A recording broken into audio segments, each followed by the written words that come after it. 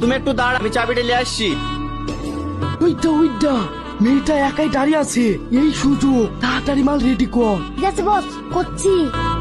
মাল তো রেডি করলো, কাজ হবে তো? একবার চেক করে দেখি তুমি।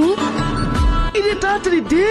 এই রোহন, ওর আবার কি হলো? বুঝলেন না বস, সব পাগল ছাগলে কিডন্যাপ করা হয়। এ দেখেন, এই রুমাল টালি পুরুষ আবার হচ্ছে।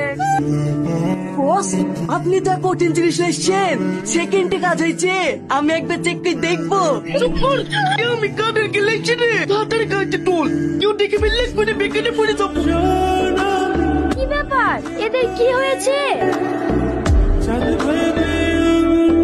কোনটা স্বামীকে লাগা, কিডন্যাপার মতন কথা বলবি, জানে বুঝতে না পারে।